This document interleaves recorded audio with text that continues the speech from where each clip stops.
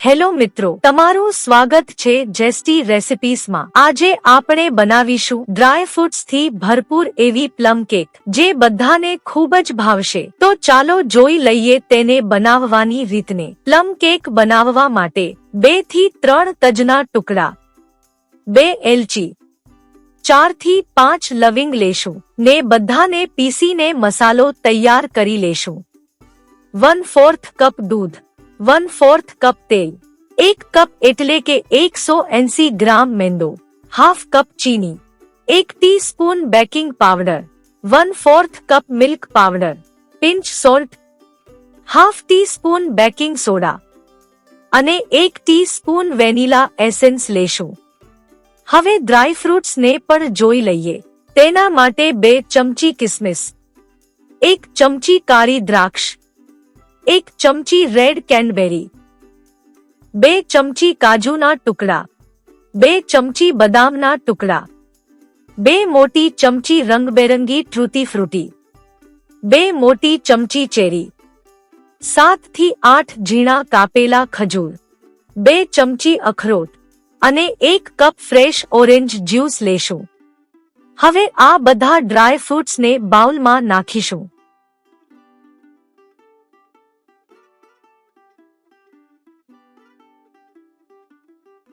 ત્યારબાદ તેમાં orange juice નાખીને હલાવીને 20 થી 25 મિનિટ માટે પલળવા દેશું, જેથી ડ્રાય ફ્રૂટ્સ પલળીને ફૂલી જશે। ડ્રાય ફ્રૂટ્સ પલળે છે ત્યાં સુધીમાં કેક માટેનું કેરેમલ બનાવી લઈએ। તેના માટે ધીમી ફ્લેમ ઉપર કડાઈ મૂકી અડધો કપ ચીનીને આ રીતે પાથરી દેશું અને તેને ઓગળવા દેશું। ચીની ઓગળતી વખતે બિલકુલ હલાવવાનું નથી, એ વાતનું ખાસ ધ્યાન રાખીશું। માત્ર સાઈડની ચીનીને વચમાં લાવીશું અને ઓગળવા દેશું। તો ચીની ડાર્ક ગોલ્ડન બ્રાઉન થઈ ગઈ છે, તો તેને હલાવી લેશું।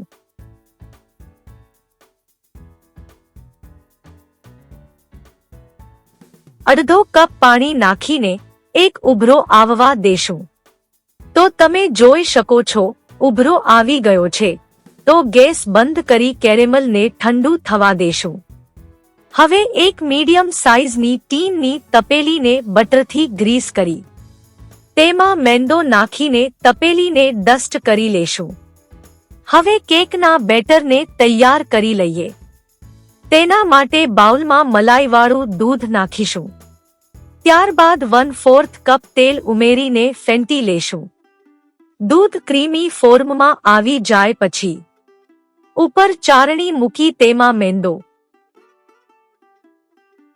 Baking powder, milk powder, baking soda અને પીસેલો મસાલો ઉમેરીને ચારી લેશું। હું મીઠું ઉમેરવાનું ભૂલી ગઈ હતી, તો તે નાખી બધાને મિક્સ કરી લેશું। પછી તેમાં કેરેમલ વાળું પાણી ઉમેરીશું।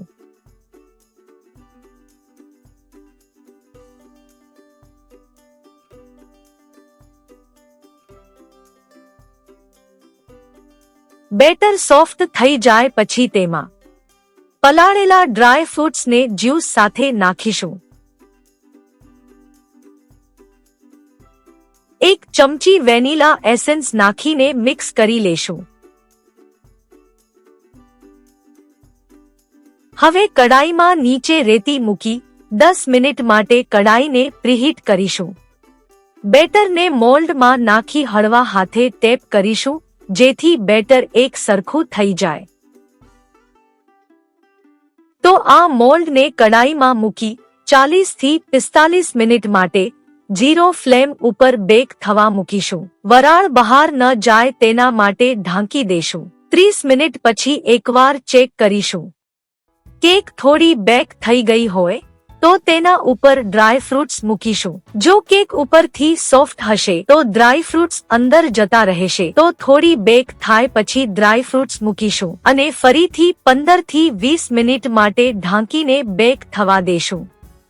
20 મિનિટ પછી ટૂથપીક નાખીને ચેક કરીશું. જો ટૂથપીકમાં બેટર ચોટતું ન હોય તો કેક તૈયાર છે. જો બેટર ચોટતું હોય તો 10 થી 15 મિનિટ માટે વધુ બેક થવા દેશું. અહીં બેટર ચોટતું નથી તો ગેસ બંધ કરી કેકને ઠંડી થવા દેશું. કેક ઠંડી થઈ જાય એટલે તેને ડી-મોલ્ડ કરી લેશું.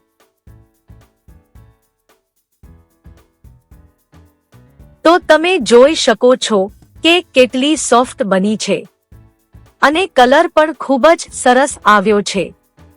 એકદમ સુપર સોફ્ટ, સ્પોન્જી અને ડ્રાય ફ્રૂટ્સથી ભરપૂર એકદમ બહાર જેવી પ્લમ કેક તૈયાર છે. તો એકવાર આ રેસીપીને ટ્રાય કરજો. પહેલી જ વારમાં પરફેક્ટ બનશે. તો મિત્રો, આજની આ રેસીપી કેવી લાગી કમેન્ટમાં જરૂરથી જણાવજો. સાથે વિડીયોને લાઈક કરી તમારા મિત્રો સાથે શેર કરવાનું નહીં ભૂલતા. ફરી મળીશું એક નવી અને મજેદાર રેસીપી સાથે.